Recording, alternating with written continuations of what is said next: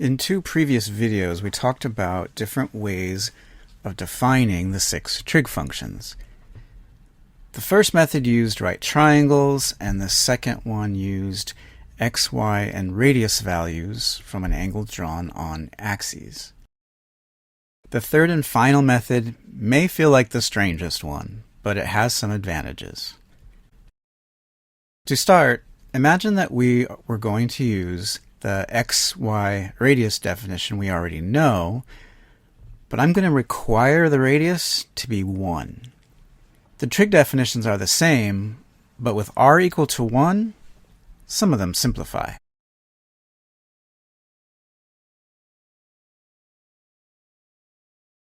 Look at how simple sine and cosine become. Just y and x, respectively. Now, if the radius is always 1, we can think of the xy point from the terminal side as lying on a circle of radius 1. This is called the unit circle, with equation x squared plus y squared equals 1. Here's what makes this definition special. If we use radians to measure the angles, then the arc length distance along the unit circle has the same value as the angle. This means that we can consider the input a real number corresponding to the arc length rather than an angle. With our previous two definitions, the input was always kind of specialized since it was measuring an angle. And we can still think of the input as an angle if we like, using the unit circle. But now we have the option of considering the input any regular old number, just like polynomial functions and all the rest.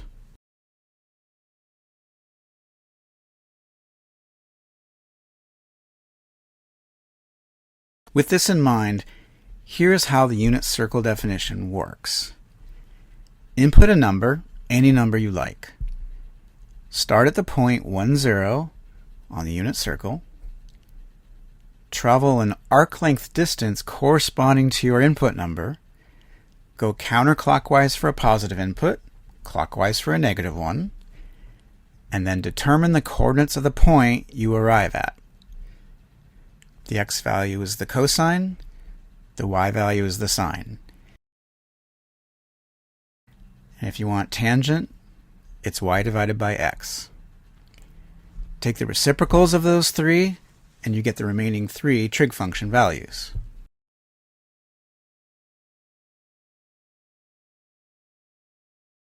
There is a little sticky issue with the symbols sometimes. Using this unit circle definition for a trig function, the input can be thought of as a regular number, and this means you'll often see x used as the input variable. But this x is different than the x value from the circle.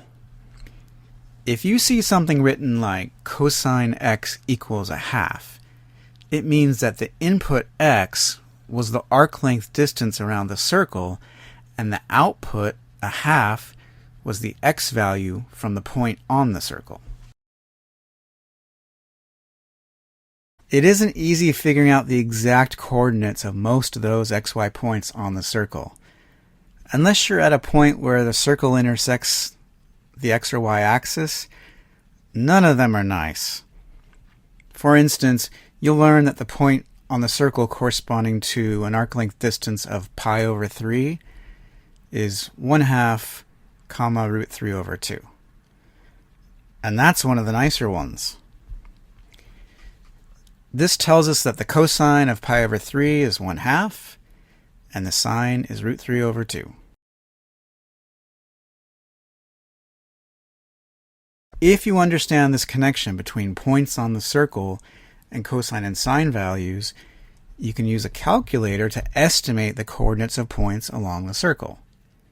For instance, if you travel a distance of 2 around the unit circle, and you want to know where you landed, the x value must be cosine of 2, which is about negative 0.416, and the y value must be sine of 2, about 0.909.